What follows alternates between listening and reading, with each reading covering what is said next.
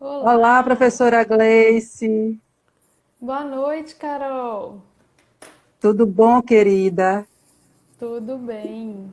E você? Seja bem-vinda. Seja bem-vinda ao Instituto Lapidar. Eu estou ótima e melhor por ter você aqui nesse momento. Muito obrigada, é um prazer estar aqui com você, participando da Lapidar finalmente, na primeira Sim, live de muitas. sim, espero que sim. Bem, boa noite a Também. todos, sejam bem-vindos.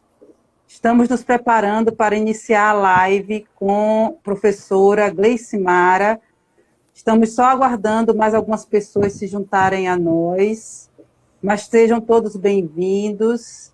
Tenho certeza que a live hoje vai ser esclarecedora a respeito dos desafios para a adesão do paciente ao tratamento da diabetes.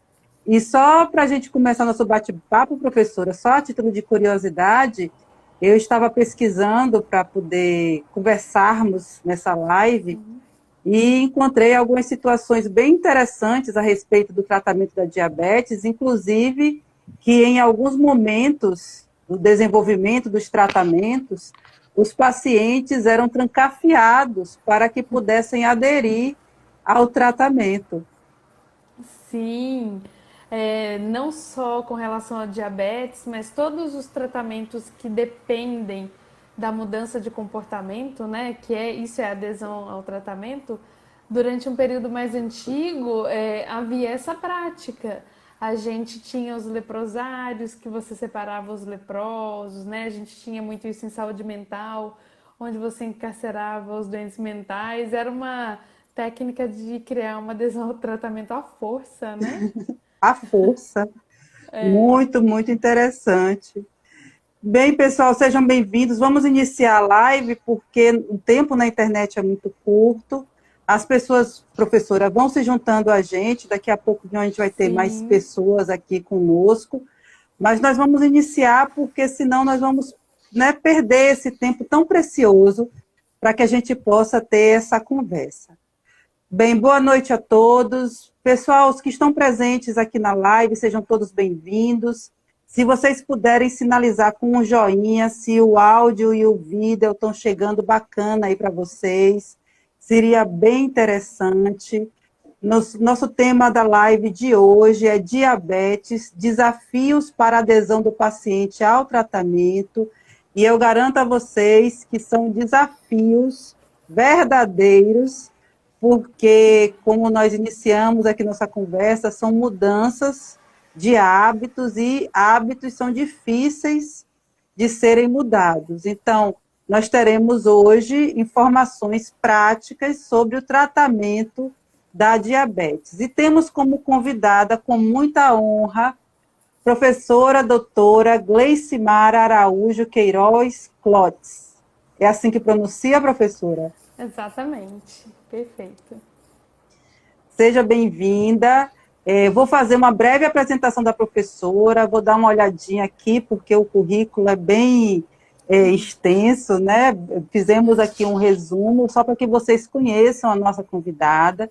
Professora Gleice Mara, psicóloga, doutora em psicologia social pela USP, possui certificação em docência pela FGV, é mestre em psicologia social pela UFSJ, possui graduação em psicologia, MBA em gestão de pessoas, formação em tutoria em EAD pela UFPR, tem experiência na área de psicologia, com ênfase em psicologia social, atuando principalmente nos seguintes temas: estética, afetividade, identidade, poder, grupos e gerontologia. Seja bem-vinda, professora. Muito obrigada, Carol. Sim. Vamos começar nosso bate-papo falando um pouco em relação à situação da distribuição do diabetes aqui no Brasil. Então, em 2019, para que todos tenham a informação, o Brasil foi classificado como o quarto país com maior número de diabéticos no mundo. E eu estou aqui olhando para o lado para poder trazer os dados precisos para vocês. São 12,5, aproximadamente 12 milhões de brasileiros afetados, segundo o Ministério da Saúde, isso em 2019. E ainda, segundo esses dados, cerca de 90% dos casos são diabetes tipo 2, geralmente ocorrendo em pessoas na vida adulta. Professora, vou iniciar com a primeira pergunta. Como a ocorrência de doença nessa idade pode interferir nas condições de vida das pessoas? Olha, primeiro a gente precisa deixar claro que a gente está falando de uma doença que são as doenças crônicas, né? Elas estão muito relacionadas ao comportamento. Os principais fatores de risco das doenças crônicas estão ligados, né, na maior parte delas, à alimentação, prática de atividade física, consumo de álcool, de cigarro.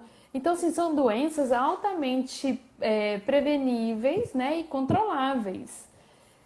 Então, assim, tem muito a ver com o comportamento. E qual que é o principal acontecimento quando a pessoa sofre um diagnóstico desse? Né? Além da primeiro baque inicial, né? Da primeira sensação de você ter esse diagnóstico e descobrir que você tem uma doença em que você precisa mudar de estilo de vida, é, a primeira sensação, a reação do sujeito é uma reação muitas vezes de negação, ou então muitas vezes alguns vão reagir com algum mal-estar psicológico, né? Vão ficar ou muito estressados, ou muito ansiosos, ou deprimidos, porque não são doenças de simples controle, né? Então a Sim, reação psicológica costuma ser muito forte. Eu não consigo dizer uma reação específica por pessoa, porque cada pessoa vai esboçar uma reação. Então a gente tem aquelas pessoas que negam, não, eu não tenho esse problema, e ignora o fato e vai ficar um grande período na negação. Já outras vão ficar sim, muito depressivas, vão achar, nossa, minha vida acabou, que vai ser de mim agora, e vão ficar nesse momento de luto muito grande, de sofrimento muito grande, contudo paralisadas. Algumas vão enfrentar um estresse muito grande, né? Porque toda a comunicação de uma notícia dessa, de um diagnóstico desse que muda a sua vida, é uma fonte de estresse, e algumas vão ter esse estresse que a gente vai chamar de estresse, ou seja, um estresse muito grande, além do convencional que uma pessoa normal teria, e fora os próprios sintomas da própria doença, né? Que são sim. sintomas que vão trazer, por exemplo, mal-estar, que vão trazer toda essa queixa fisiológica do paciente. Né? Sim, sim. E eu acredito, professora, que é algo que deve ser muito pensado pelos estudantes e profissionais de saúde, porque nós não temos algo na graduação que nos prepare para poder acompanhar essas questões. Né? Sim, Nós, na nossa formação, pelo menos na minha formação como técnica farmacêutica, a gente acredita no uso do medicamento e que as pessoas vão ter o entendimento normal de que aquele tratamento é que vai beneficiá-lo, mas nem sempre isso ocorre. exatamente. E a gente tem que ter em mente o seguinte: quando a gente está falando de doenças crônicas, a gente precisa ter uma comunicação muito positiva com esse paciente, uma comunicação muito cuidadosa para que ela seja entendida. São tratamentos longos, de uma grande que implicam, né, numa grande mudança de hábitos de vida. Então, muitos desses hábitos são extremamente arraigados. Por exemplo, vamos pensar nos hábitos alimentares, né? Vamos imaginar um cenário em que um paciente ele tem 20, 30 anos, né? E ele se alimenta mal desde o início da sua vida. E aí Sim, você chega num determinado momento e o profissional de saúde ele vai falar assim, olha, a partir de amanhã você vai mudar o seu estilo de alimentação.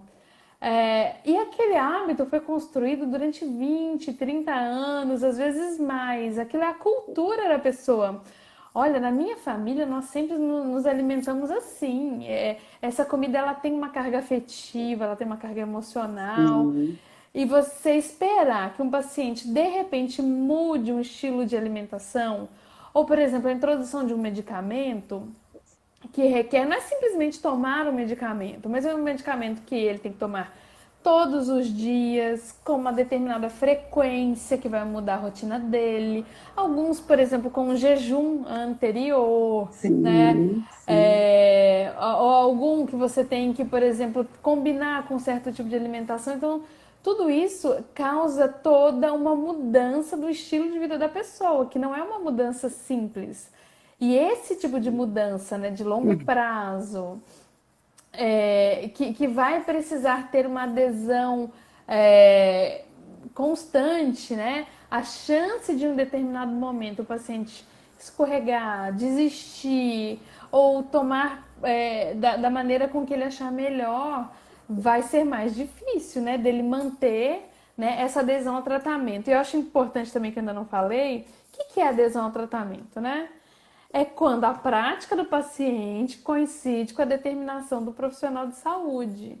Às vezes, a gente, enquanto profissional de saúde, a gente acha que falou muito claramente para o paciente e Sim. que ele vai aderir, né, que ele vai seguir aquela proposta clínica que a gente passou para ele.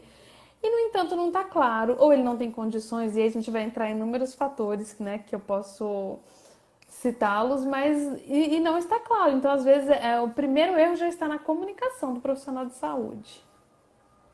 Sim, verdade. Verdade. É só a gente, nessa contextualização, imaginar situações que não colocam em risco nossa vida, como, por exemplo, o uso de anticoncepcional oral. Aquela Uhum. tomada do medicamento todos os dias, no mesmo horário, a gente percebe, tem relatos, quando a gente faz o atendimento a alguém, que existem falhas. Né? Sim. As pessoas, às vezes, passam do horário ou passam o dia. Também vemos algumas situações das pessoas que iniciam um tratamento, e eu falo pessoas me colocando também, nos Sim. colocando como seres humanos, né? As pessoas que iniciam tratamentos até para doenças relativamente graves, que podem colocar em risco as condições de saúde, mas que não conseguem finalizar o tratamento, porque também, no momento que reduzem os sintomas, a pessoa acredita que não há mais a necessidade de tomada do medicamento. E Exato. como você falou brilhantemente, professora, o diabetes, dentre essas doenças, é uma que consegue ter um controle efetivo se houver como é que se diz, essa coparticipação do paciente e um acompanhamento efetivo do profissional de saúde. Exatamente. E Certo. assim, E é agora vamos. interessante. Desculpa. Pode falar, Não, e é desculpa. interessante a gente pensar que a medicação é um fator importante, né?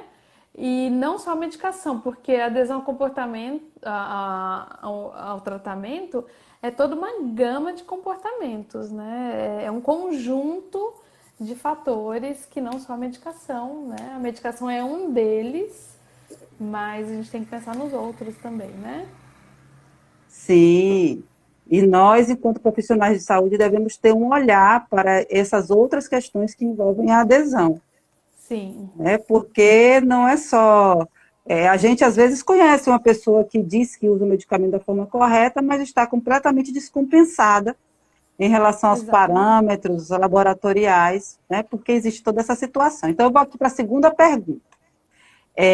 O diabetes, você já falou da questão das mudanças do hábito, o diabetes nós já falamos que é uma doença que pode ser controlada se houver a mudança desses hábitos, mas só a medicação não é suficiente, já falamos que existe a necessidade de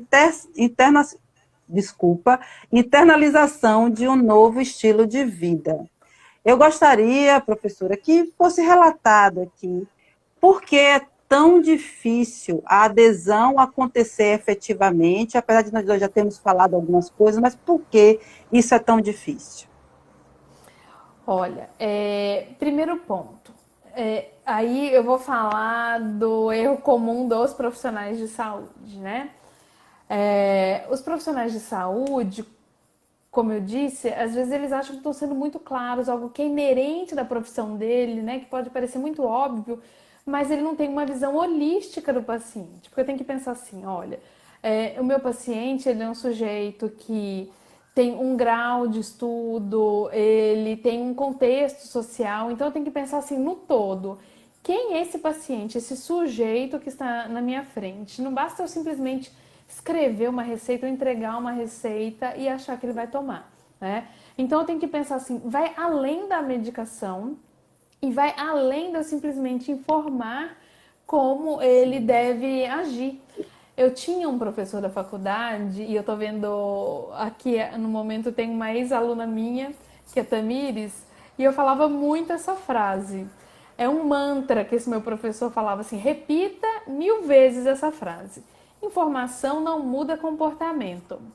E eu peguei esse mantra para mim. A gente sabe, por exemplo, que eu tenho que comer de tal forma, que eu tenho que tomar o medicamento na hora certa, que, por exemplo, não adianta eu esquecer o contraceptivo de uso oral, né, o anticoncepcional, e tomar 2 depois, né, ou tomar na hora que Isso. eu lembrar. Saber a gente sabe, mas por que que a gente ainda, sabendo da informação correta, a gente age de maneira errada? Porque a informação sozinha, ela não traz uma mudança efetiva no comportamento. Eu preciso considerar todo o conjunto, todo o contexto desse meu paciente. Então vamos lá, a gente tem que começar a pensar assim: quais são os fatores socioeconômicos desse paciente? Ele é uma pessoa que sabe ler? É uma pessoa que tem. Qual é o grau de escolaridade dela? Ou ela sabe ler, mas ela entende essa receita que eu passei, ou essa instrução que eu passei para ela? É muito comum agora a gente ter ver um pouco mais de cuidado com os pacientes e, por exemplo, com pacientes analfabetos ou pouco letrados, quem prescreve colocar o desenhozinho, né, da lua, do sol, para informar se é Sim. para tomar de dia, se é para tomar de noite. Até o cuidado da letra, o tamanho da fonte com que aquela receita está escrita, né? Ser mais detalhado sobre aquela prescrição. Às vezes o que é muito claro para a gente não é claro para um paciente, né? Usar um termo que ele não conheça. Então tem que pensar, por exemplo, será que essa pessoa vai ter acesso ao medicamento? Não adianta prescrever, ela vai encontrar, ela vai conseguir comprar, onde ela compra, né, onde ela vive tem esse medicamento. Será que, ou a dieta, né? Por exemplo, é muito comum às vezes um nutricionista passar, olha, coma brócolis, mas do Sim, tipo sim, japonês, e aí a pessoa nem sim. sabe o que é um brócolis. Então não adianta eu fazer algo descolado da realidade daquele paciente, né? Ser mais criterioso nas informações que eu vou passar para ele. Será que ele está compreendendo tudo que eu estou passando, né? Será que eu estou usando um termo assim que aquele paciente não conhece? Eu me lembro de um dia que eu estava acompanhando uma consulta do Saúde da Família e o médico falou assim, pingar 2 gotas em cada narina. E a pessoa não sabia o que era narina. Ela falou em cada nariz, Sim. né? Porque ela não sabia de diferença de narina. Então a gente tem que tomar cuidado até com a linguagem que nós usamos. A gente tem que pensar também qual é a doença, né? Qual é o tipo da doença? Doenças, por exemplo, tem doenças que são mais difíceis e mais longas o tratamento. Então, assim, quanto mais longo o tratamento, como no caso o diabetes, né? E quanto mais complicações ela trouxer, como no caso do diabetes, menor é a adesão ao tratamento. Por quê? Sim. Vou contar um contexto da psicologia, né? A gente trabalha muito, um comportamento ele tem mais chance de ser efetivo se o meu reforço vier rápido. Então, por exemplo, um comportamento que eu faço agora e o resultado vem agora, eu tenho mais chance de manter esse comportamento do que um comportamento que eu faço Sim. agora e o resultado vai vir daqui a um mês, daqui a um ano, daqui a 5 anos. Então, por exemplo, por que muitas vezes as pessoas abandonam a faculdade? Porque o reforço demora 5 anos para chegar. É Sim, muito sim, longo. verdade, verdade. Então, por exemplo, numa doença muito, né, a gente está falando de doenças crônicas, o período daquela doença ele é muito longo, o resultado vai demorar demais. Então, chega uma hora que eu me canso de tomar o medicamento, eu me canso de ter uma vida saudável, porque a gente está trabalhando a longo prazo, né? E dependendo também dos sintomas. Eu me lembro quando a gente vai tratar, por exemplo, dependentes de alcoolismo, né? O alcoolista, ele, enquanto ele está bebendo, ele está bem. Então, ele vai ter a ressaca, ele vai ter o mal-estar só no dia seguinte. Aí até lá ele vai falar, não, nunca mais eu vou beber. E aí passa alguns dias, ele repete aquele comportamento, porque não é de imediato. Eu não bebo agora e passo mal agora. Sim, Demora um tempo. Então, essas características do sintoma, né, de quando eu sinto mal, como eu sinto mal, também estão ligadas à adesão ao tratamento. Se é de imediato, eu paro na hora, né? Tipo, por exemplo, gastrite, né? Eu como o alimento agora, aquele que me faz mal, minutos depois eu tô sentindo a queimação. Então, a punição é muito sim, rápida, a adesão ao tratamento costuma ser mais rápida. É, depende também desses recursos terapêuticos, né? Por exemplo, será que é um tratamento que causa muita reação adversa e essa reação adversa também ela é rápida? Então isso também diminui a chance de ter adesão ao tratamento. Então, vai dependendo do tipo de medicamento que a pessoa toma, né? Aí, às vezes ela até opta por não tratar. A gente tem várias pessoas, por exemplo, que estão com câncer num estágio mais avançado, que ela fala, olha, o tratamento é tão pesado que eu prefiro abandonar, em alguns casos. O estado emocional da pessoa também interfere na adesão ao tratamento. Por exemplo, algumas doenças elas vão ter comorbidades e algumas comorbidades são mentais. Então, por exemplo, um quadro depressivo, uma pessoa depressiva ela não consegue ter autocuidado. Ela é uma pessoa que, que se abandona mesmo, né? Ela não levanta para sim. comer, ela não vai tomar um banho, então ela não vai manter a rotina de autocuidado. Então, o quadro psicológico é muito importante nisso. E a relação médico-paciente. E é engraçado porque a gente às vezes vai ter um paciente que vai falar assim: eu não gosto daquele médico, eu não vou fazer o que ele está mandando, ele não sabe de nada, né? E aí ele não entra, ele não vai ter adesão ao comportamento por conta da relação dele com o médico. Se não é uma boa relação, se você não estabelece uma relação positiva com o seu paciente, aí seja psicólogo, né, seja nutricionista, seja enfermeiro, seja farmacêutico, né? Se você não estabelecer uma relação positiva, não vai ter adesão ao tratamento. O paciente ele sai, ele guarda a receitinha na bolsa, a prescrição na bolsa e fala não farei. E ainda muitas vezes é comum mentir, fiz e não deu certo. Comecei, não Isso, gostei. É muito comum. isso. Então, Tá. perpassa por todas essas relações. E só retornando um pouco sobre o medicamento, vale ressaltar que tem diabético, dependente de insulina, que ainda tem a necessidade de se aplicar a insulina, Sim. o que é algo que afeta muito as pessoas. Sim, isso entra dentro dos recursos terapêuticos, né? É um tratamento assim Isso, sofrido, né? Você precisa aplicar sofrido. insulina, aí você tem que pensar toda a sua mudança ambiental que você passa a ter, né? Porque você, por exemplo, não consegue às vezes fazer qualquer atividade, não da forma como fazia antes. Você tem todo o desgaste físico daquela aplicação de insulina, né? De ficar controlando, ficar medindo, dependendo de como você tiver. Então, assim, você tem muitos prejuízos que, inclusive, te limitam o seu convívio social. Não é mais como era antes, Sim, né? E a gente também tem a questão cultural. Tem muitas pessoas que, por uma questão cultural, elas vão ouvir alguns comentários assim, tipo, tome um chá.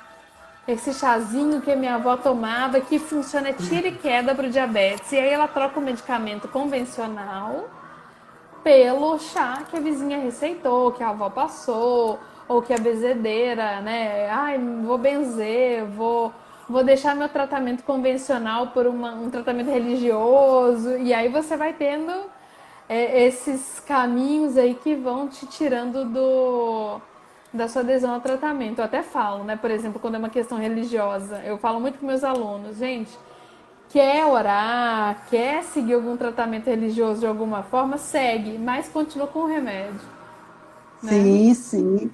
Não, muito interessante tocar nesse assunto, professora, porque eu sou da área da fitoterapia, né? Eu trabalhei muito tempo com fitoterapia e nós abrimos hoje uma enquete sobre uma aula ao vivo no YouTube na quarta-feira e uma das opções são plantas antidiabéticas, porque nós estamos no mês de novembro, o mês de prevenção, de controle do diabetes, e foi lançado esse tema. Então, é muito interessante ter falado nisso, porque nós estamos pensando em trazer essas informações também para justamente evitar essa mudança do tratamento sem que haja um acompanhamento efetivo de um profissional de saúde.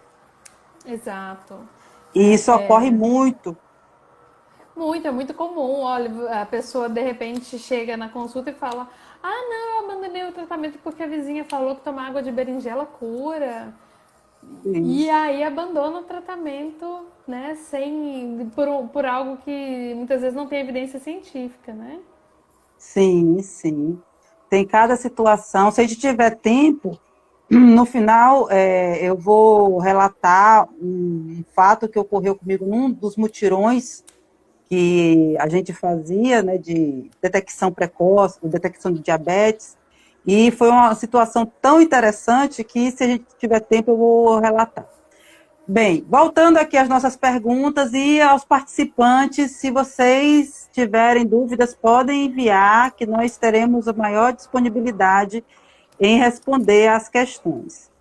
Bem, professora, nós, enquanto profissionais de saúde, talvez não entendamos que prescrever medicamentos e sugerir alterações de hábito de vida não sejam suficientes para a adesão do tratamento. Né? A gente acredita, como já foi falado em alguns momentos, que a gente prescreve, a gente acompanha, a gente orienta e a gente acredita que tudo que foi falado vai ser seguido da maneira como a gente orientou. Então, qual é a real dificuldade de mudar hábitos? Por que é tão difícil para nós mudarmos hábitos? Bem, primeiro porque, como eu falei, a maior parte dos tratamentos, né, das recomendações médicas, ela é baseada somente na informação. Olha, faça isso porque vai ser bom para você. E informação não, como eu falei, o mantra, né, que tem que ser repetido várias vezes, só a informação não muda comportamento. A pessoa saber que é importante não muda. Tem um exemplo muito importante que a gente usa, é do cigarro. Eu já fui fumante, né, durante um período da minha vida, e eu me lembro muito bem quando as caixinhas de cigarro passaram a vir com aquela informação logo atrás, né? Sim, Fumar causa câncer, fumar é prejudicial à saúde, e não adiantava. Aí eles pensaram assim, olha, vamos colocar a imagem, né? Olha, fumar causa aborto, e tinha uma foto bem chocante de um bebê, tinha um que fumar causa doenças, aí tinha um pé amputado e vários outros, né? Eles colocaram imagens muito chocantes. Por um período, as pessoas até compravam uma cartelinha para esconder atrás, né, aquela imagem chocante, sim, e outros levavam na piada. Eu brincava, às vezes, quando eu ia comprar cigarro, falava assim, me dá um cigarro de canela, que era o que tinha o pé amputado atrás, né? A gente fazia piadas. Por quê? Porque aquela informação, por mais chocante que ela fosse, para uma pessoa fumante, ela não tem efetividade, né? Ninguém parou de fumar porque tinha aquela informação lá atrás. O que leva as pessoas a mudarem o comportamento, então, né? Em primeiro lugar, o que leva a pessoa a mudar o comportamento são as consequências, né? É ela começar a sentir alguma coisa. Então, assim, o sintoma, que é o que a gente fala em psicologia, né? O sinto mal. O sintoma faz com que a pessoa comece a sentir, olha, eu estou me sentindo prejudicada, né? Então vamos aos exemplos, né? Um diabético, quando ele tem um pico de glicemia e ele sente mal, em sim, geral, a pessoa, ela espera a doença crônica cronificar mesmo, né? Muitas vezes, tomar um susto, é passar mal, é ter um desmaio, é sentir mal na rua e passar um grande susto, é ela ficar muito acima do peso, é ela ter as cenas que marcam um choque, né? Por exemplo, eu já atendi uma paciente diabética que ela falou assim, o dia que eu fiquei muito mal foi o dia que eu vi as formiguinhas na minha calcinha, né? Porque Sim, aquela cena para ela foi chocante. E ela falou assim, aí eu vi que tinha uma coisa estranha. Então, assim, às vezes a pessoa ela precisa ter uma sensação muito ruim para ela falar assim, não, acho que agora foi a minha gota d'água, né? Para eu mudar de vida. Ou então saber de um caso de alguém que chegou a falecer. Então, muitas vezes a pessoa da doença crônica, ela vai tendo sinais. E os sinais ainda são fracos, né? E ela vai deixando. Né? Porque senão a gente, só com a informação, a gente pararia de fumar, a gente não esperaria chegar no agravo sim, da verdade. doença, né? Então, assim, os sinais pequenos eles ainda não são suficientes para muitas pessoas mudarem o comportamento. Então, algumas chegam a esperar chegar no agravo. Algumas, sim, a gente consegue conscientizar. Por isso a gente tem tantas campanhas como essa de hoje, né? A gente tenta buscar conscientização, não só levar informação, mas trazer a consciência, né, de que o tratamento ele é sempre mais fácil e melhor conduzido quando ele é de forma precoce, né? A gente tem que trabalhar nos pilares primeiro da prevenção ou no tratamento precoce, né? E aí a pessoa se conscientiza de que ela precisa mudar.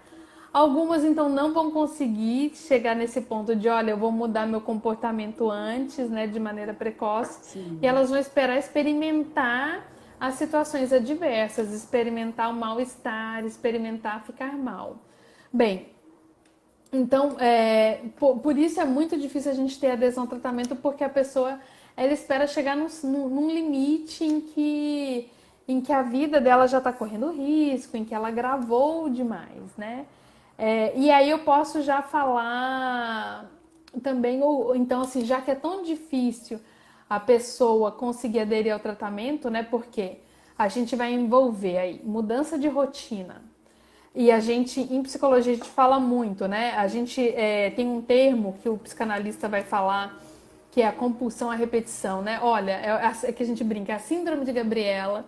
Eu nasci assim, eu cresci assim, eu sou Gabriela. Por quê? Porque a gente, Sim, quando a gente tem um estilo de vida, a gente tem uma. Isso é fisiológico nosso, né? Isso é da natureza humana. Eu vou repetir porque repetir me gasta menos energia. Então eu sempre passo pelo mesmo caminho, eu sempre como as mesmas coisas, eu sempre faço as coisas do mesmo jeito, porque é mais fácil mesmo, né? Eu não preciso pensar, eu não gasto energia pensando, eu não gasto energia física aprendendo a fazer algo diferente. Então a gente vai repetindo mesmo.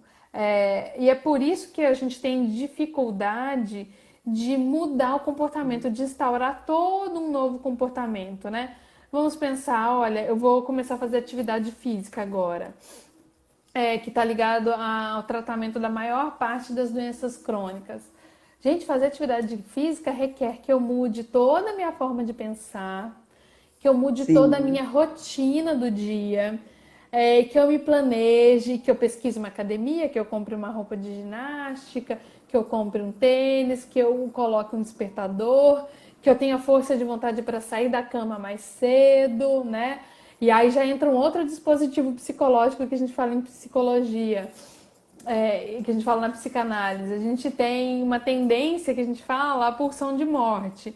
Traduzindo é basicamente a nossa preguiça, a nossa vontade de ficar parado, nossa vontade de ficar na nossa. Então, assim, é uma luta a gente sair do estado de inércia, né, do meu estado de, nossa, isso é um conforto, está confortável para mim assim, né? Eu mover toda a minha energia para sair do lugar onde eu estou, para fazer algo novo e algo que, de início, gente, fazer exercício físico não é prazeroso, né? A gente vai ter os relatos de, assim, de liberação de endorfina, de prazer, com a constância da atividade física. Então, assim, no início não é prazeroso. A gente não tem, como eu falei, né, aquele reforço de cara, porque eu me mato na academia hoje por 1 hora. Eu não tô magra 1 hora depois, né? Eu não Além, tô. além, além das dores, né? Além das dores, né, da liberação do ácido lático e tal. Então, assim, não é um reforço de imediato, né? Então, assim, a gente tem essa tendência a não se expor, não aderir a resultados que vão vir depois de um certo tempo. Então, é outro fator psicológico, né, que a gente vai ter, a compulsão à repetição, essa busca por esse estágio de inércia. É difícil mudar comportamentos que são tão arraigados, né? Que a gente já tem um estilo de vida muito anterior. Quem tem doença crônica, em geral, tem um estilo de vida que levou à doença, que não é um estilo de vida positivo, né? Em geral, não se alimenta bem, ela não pratica exercícios, ela tem algum comportamento danoso aí associado, que é bebida alcoólica ou cigarro, né? Então, é mudar o estilo de vida. E é sofrido, né? Você sair do seu estado, da sua zona de conforto, para mudar para um estado totalmente diferente, é bem sofrido, é bem complexo. Por isso, a gente tem que ter estratégias de adesão ao comportamento. Sim, sim. Quais estratégias, professor? Então, as estratégias de adesão ao tratamento, né? A gente precisa pensar primeiro. A gente tem que pensar que a pessoa tem que ser autônoma, né? Eu preciso me cuidar. A gente não está falando de crianças. Criança é mais fácil. Se o pai tem consciência do que a criança precisa, ele vai lá e introduz o tratamento para a criança. Se bem que muitas vezes os pais atrapalham, tá? Eu vou relatar um Sim, caso de uma criança diabética que eu atendia. Essa criança precisava fazer a dieta. O ponto nevrálgico do tratamento dessa criança era a dieta. E aí a mãe falava, não, eu tô comprando a maçã, eu tô comprando as frutas, eu tô seguindo a dieta, mas ele tem dificuldade. E aí eu sim. atendendo o garoto, né, e era o atendimento com a criança chorava e falava assim pra mim, ô tia, minha mãe come um x-tudo na minha frente e me dá uma maçã. Sim, E a criança sim. chorando muito. Então, assim, a mãe queria que a criança aderisse ao tratamento, tivesse uma alimentação saudável, ela comprava o alimento saudável, porém o ambiente não era reforçador. Essa criança não conseguia aderir ao tratamento por uma questão do ambiente, né? É igual um alcoolista. Você fala para a pessoa, olha, você vai ficar abstêmio, você não vai beber. Contudo, ela mora numa casa em que aos sábados as pessoas estão fazendo churrasco e ingerindo bebida alcoólica. Não vai ter sucesso, né? Então, assim, como que a gente vai conseguir criar essa adesão ao tratamento? Primeiro, é uma pessoa que ela precisa do primeiro passo, que ela está decidida, que ela vai ter o autocuidado. Não dá para vir assim de uma maneira externa forçosa, né? E aí vem aquele primeiro comentário que você falou, olha, que antigamente que existia um modelo em que a pessoa era internada para tratar, né? A gente já não utiliza mais essas práticas, porque enquanto a pessoa está internada e passando por um tratamento forçoso, aquilo se mantém. Saiu, perdeu a Sim. adesão ao tratamento. Então, essa prática de autocuidado ela tem que ser internalizada pelo sujeito. Por isso que a gente fala muito de equipe multidisciplinar, né? Porque você precisa de um psicólogo que vai trabalhar com a pessoa a necessidade do autocuidado, né? Não só os profissionais, por exemplo, não adianta só o médico, a gente precisa de uma equipe para trazer isso. Né? E a pessoa também tem que ser autônoma, né? Ela tem que fazer por si, né? O autocuidado requer autonomia, né? Olha, eu preciso cuidar da minha dieta, eu preciso cuidar da minha atividade física, eu preciso buscar com que isso aconteça. Uma coisa que ajuda muito são os famosos grupos de apoio.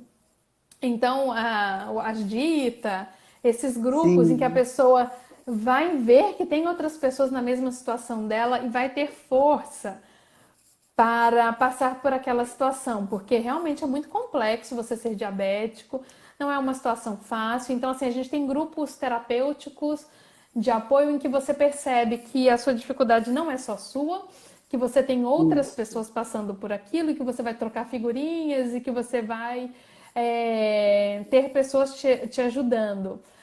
Às vezes, né, sem ser no contexto da diabetes, mas até aquela amiga assim, olha, vamos pra academia junto, amiga? Aquela que vai te ligar, e aí, segunda, 8 da manhã, vamos lá? Né? Tá na hora. Isso já é um apoio para adesão ao tratamento. Então, assim, o tratamento solitário, mais difícil de dar certo. Quando você tem grupo de apoio, Sim. você tem uma rede de apoio, ele tem uma tendência a funcionar melhor, né? Às vezes a rede de apoio é a família. É uma família que fala, e aí, vamos todo mundo fazer dieta junto, né? Eu e meu marido estava rindo hoje que nós estamos em dieta agora, porque a gente engordou um pouco na Sim. pandemia. Não, então tá, então vamos comprar Ah, tudo certinho e colar na geladeira o nosso cardápio para a gente conseguir sem se sabotar um ao outro, né? É, e aí a gente precisa. Algumas situações são mais drásticas, né? Por exemplo, um tratamento mais drástico como um tratamento de câncer, por exemplo, a gente não consegue fazer aos poucos, né, essa mudança, mas num tratamento, por exemplo, como diabetes, a gente consegue. A gente divide em menores partes, porque eu não vou conseguir, né, digamos que eu comecei um tratamento para diabetes hoje, a partir de amanhã virar uma atleta fitness, introduzir uma dieta perfeita e introduzir um medicamento. A chance de falhar aí é gigantesca. Então a gente diminui em menores partes. Espera aí, vamos começar então com o medicamento certinho. E aí aos poucos a gente vai mudando a dieta, né? A partir de entrou com medicação, vamos dar um tempinho, uma semaninha para a pessoa respirar e começar essa dieta de uma maneira menos sofrida. E aí os exercícios vão entrando gradativamente. Então a gente começa de uma maneira gradativa.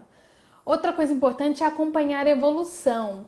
Eu acho que todo mundo que está assistindo a gente já viu, por exemplo, aqueles planners que a gente gosta de. Eu, pelo menos, adoro comprar no início do ano. É o tipo de presente que eu amo receber. É uma agendinha, um planner. oh, Os planners, eles hoje em dia, eles estão super detalhados. Eles têm uns que a gente chama de trackers, que vem em branco e vem os dias da semana, na verdade os dias do mês, em que você vai listando ali aquele tracker. Por exemplo, eu fiz atividade física e aí você vai marcando todos os dias do mês que você fez atividade física. Ao final do mês, você vai tendo a visão de se você está tendo adesão ao comportamento, né? Então, por exemplo, às vezes a gente começa com coisas simples. Olha, beber água, beber 3 litros de água por dia. E aí você vai ticando. Hoje eu sim. bebi. Hoje eu bebi. Aí você cola num lugar visível, na geladeira. Hoje eu fiz a dieta certinha. E isso vai te dando uma motivação, porque você vai vendo que você está aderindo ao comportamento. Você vai acompanhando a evolução conforme você anota. E aí você vai vendo temporalmente, olha, nessa semana, você começa com períodos menores, né? Então, por exemplo, essa semana, dos 7 dias, eu fiz dieta em 5, tá maravilhoso. Para quem não fazia nada, já é uma evolução. E aí você vai estabelecendo suas metas maiores. Olha, semana que vem eu vou fazer 6 dias certinho de dieta. E aí na outra você já está seguindo 7 dias de dieta. Então é importante você ter esse visual de que você está aderindo ao comportamento.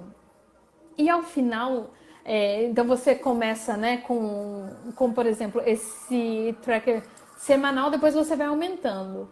E ao final, por exemplo, da sua primeira meta, né, que é durante a semana, se você cumpriu, você estabelece, olha, se eu ficar 5 dias comendo certinho, eu vou me dar um prêmio, um presente. E aí esse reforço positivo, por exemplo, pode ser comprar uma roupa, uma coisa que você goste. O reforço é seu. É algo que você goste. Sim. Só não pode ser você destruir sua dieta comendo um x-tudo, né, no sábado à noite, se não for possível na sua dieta. O importante é que seja algo que você goste, né? Então, olha, eu vou comprar uma roupa, eu vou ver um filme, eu vou me dar um presente, eu vou sair para passear. Então, que você vá se reforçando. Com essas estratégias, ao longo do tempo, a gente consegue manter a adesão ao tratamento. Você consegue fazer uma mudança de comportamento sem sofrer, de uma maneira mais gradativa e com mais chance de que ela se mantenha no futuro. E aí, depois, com o passar do tempo, a própria adesão ao tratamento já vai ser o seu reforço. Porque, por exemplo, vamos pensar num atleta, né? Uma pessoa que era sedentária que virou atleta. A gente tem até um amigo em comum, né? O professor Diego Ranieri, que ele é uma pessoa que não tinha histórico de atleta e passou a ser atleta. Sim, E um dia conversando com ele, ele falou assim: hoje o meu prazer, né, o meu reforço já vem de me ver no espelho, já vem de me sentir bem, de liberar a endorfina enquanto eu pratico exercício físico.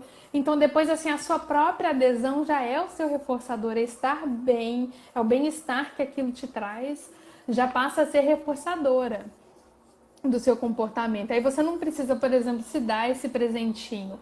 Você se sente bem, olha, eu como bem e minha saúde está excelente. E aí você começa a ver aquelas pessoas que estão dando entrevista, por exemplo, no Globo Repórter, na sexta-noite lá contando, né? Olha, veja esse caso de uma pessoa que mudou de vida. Né? É porque sim, depois o reforçador já passa a ser o próprio estilo de vida daquela pessoa. sim. Né? Muito bacana mesmo. Professora, aqui tem mais uma questão aqui em relação à humanização e acolhimento. A gente fala muito sobre essas duas questões no acompanhamento do paciente. Sim. Poderia nos dizer alguma coisa, nos esclarecer sobre o que realmente significa humanização e acolhimento e direcionado para o paciente diabético? Então, humanização está muito na moda, né? Essa palavra é um dos pilares do SUS.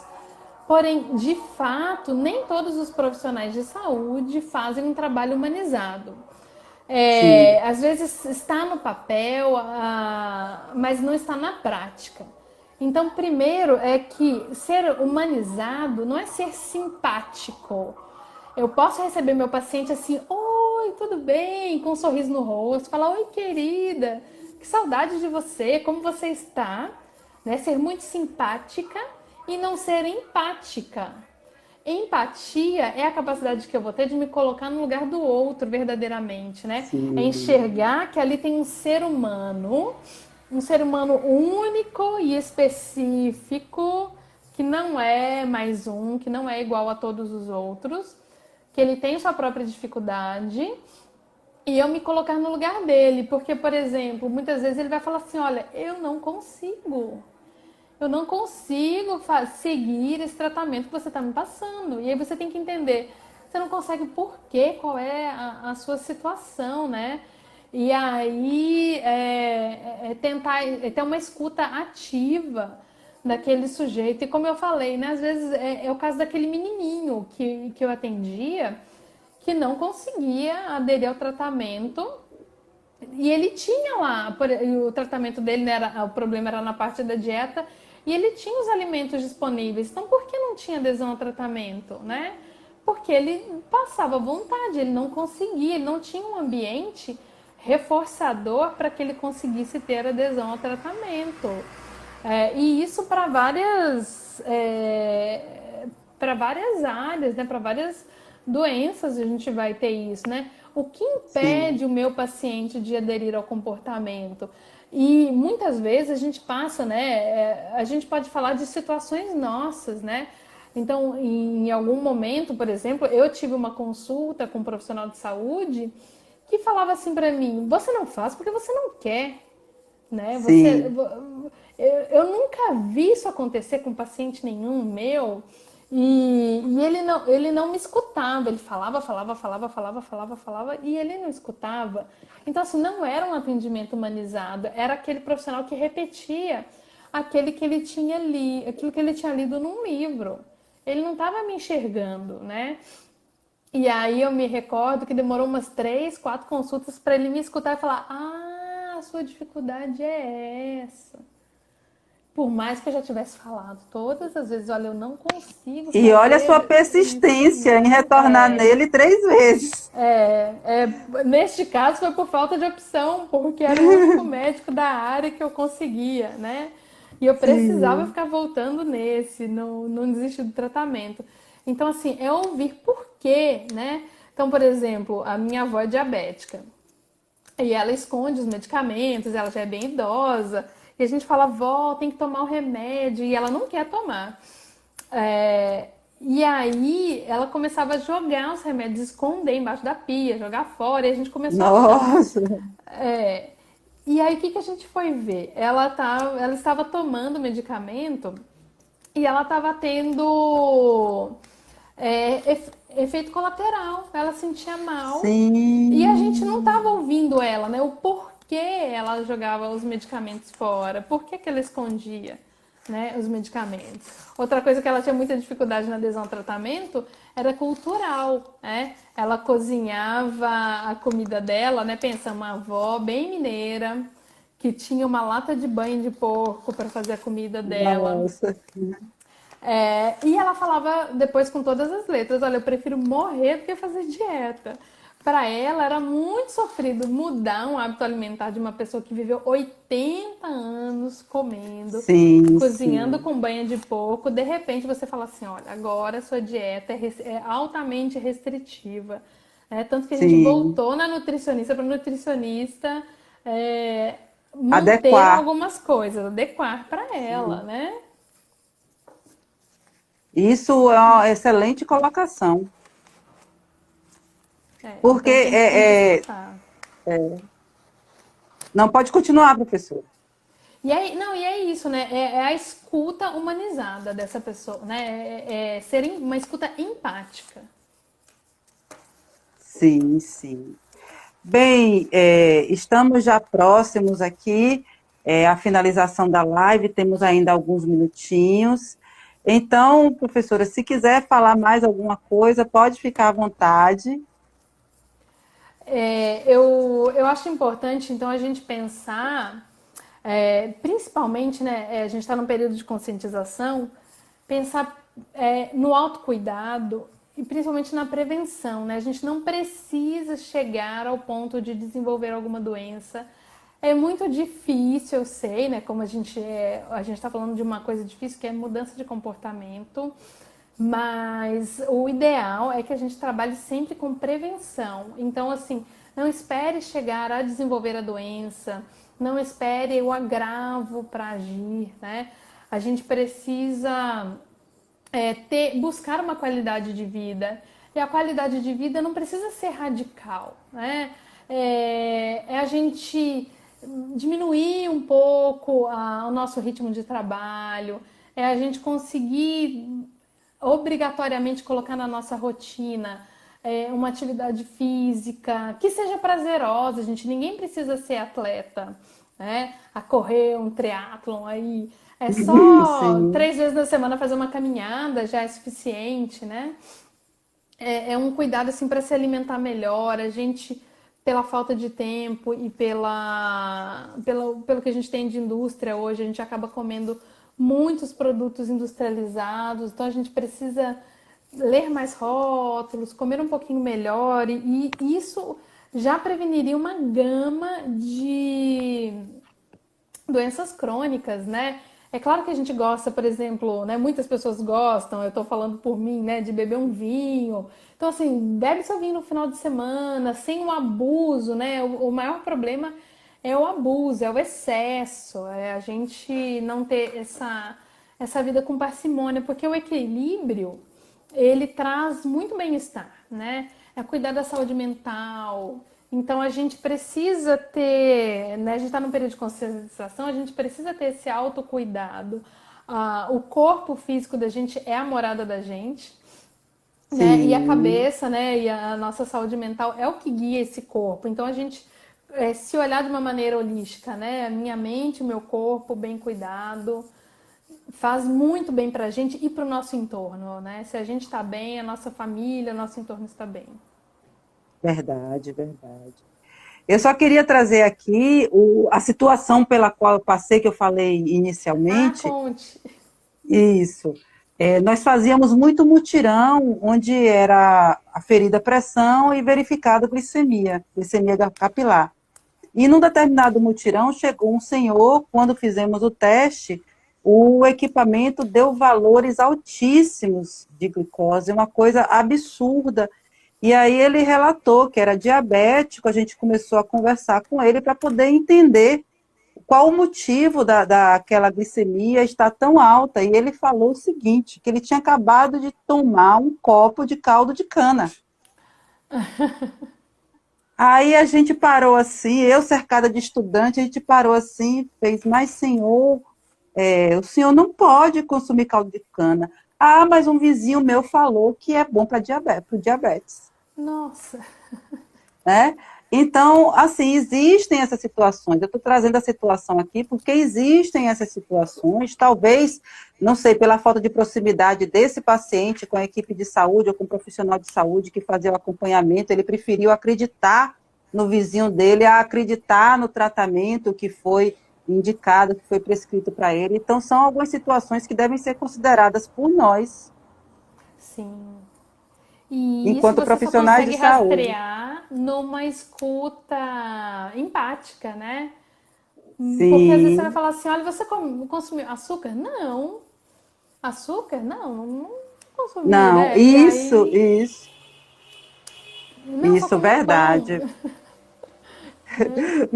É um pão, é isso mesmo.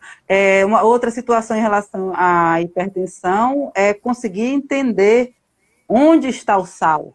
Esse sal que precisa ser retirado da alimentação, né? Aqui tem uma colocação de Fabrício Alcântara. Fabrício, eu vi que inicialmente você colocou o dia 14 de novembro, né, que é o Dia Mundial do Diabetes. Obrigada pela lembrança. Nós não falamos inicialmente, mas esse mês de novembro é um mês de voltar o olhar para o diabetes, e o 14 de novembro é o Dia Mundial. E ele coloca aqui que esse foi um típico fake news ambulante. Em relação a É, tratamentos, existem vários fake news. sim, existe, né? E às vezes as pessoas. E isso briga com a adesão ao tratamento, né? Porque a pessoa está fazendo alguma prática que ela acha que é correta para tratar, e aí compete com o tratamento dela, né? Sim, sim, verdade. Deixa eu ver aqui se tem mais algum comentário. Eu tinha visto um comentário aqui, mas hoje a internet resolveu brincar um pouquinho. Eu vi que passou um comentário, peço desculpa para quem eu não consegui trazer o comentário aqui de volta, mas eu gostaria, pessoal, de iniciar. Falta um minuto, o tempo passa muito rápido. Eu gostaria de iniciar a finalização da nossa live, sei que a gente pode falar dessa forma, agradecendo a professora Gleice pela presença, pelo aceite ao nosso convite.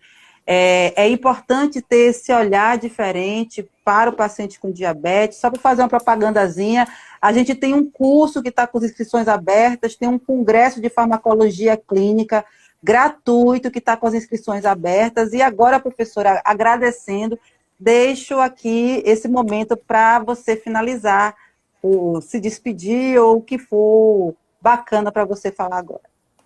Olha, eu agradeço primeiramente a você, Carol, e o Instituto Lapidar pelo convite. Foi muito bom trocar essa ideia com você. Quero fazer isso muito mais vezes. Queria Sim, por agradecer a... favor. Queria agradecer a todos que assistiram. O Fabrício participou bastante, Tamires, Bastante. obrigada por ter vindo. Vi outras carinhas conhecidas aí. Não vou conseguir falar o nome de todos, mas obrigada por terem assistido a live. E eu acho importantíssimo a gente fazer essas trocas. E principalmente pensar que na integração entre o corpo físico e o mental, né? Não adianta estar com remédio em dia se o mental não está bem. Então é uma pessoa que, em geral, se ela não tiver com a saúde mental dela em dia, vai reverberar nas outras instâncias da vida, né? O corpo sente, né? Sai pelo corpo muitas vezes o problema. E é Verdade. isso. Bem, pessoal. Oh, desculpa, professora, desculpa. E é isso, fica meu muito obrigado. Sim. Pessoal, se vocês tiverem alguma dúvida, podem mandar para a gente via direct, ou para a gente do Instituto Lapidar, ou para a professora Gleice, que a gente responde. Não tivemos muitas perguntas aqui hoje, mas agradecemos a participação. Semana que vem temos outra live bem bacana para vocês. Então, tchau a todos aqui. Parabéns, Carol e professora Gleice, parabéns pela live. Gratidão, Instituto Lapidar. Muito obrigada, pessoal. Muito obrigada pela participação. E até logo, até semana que vem. Obrigada, foi um prazer. Boa noite.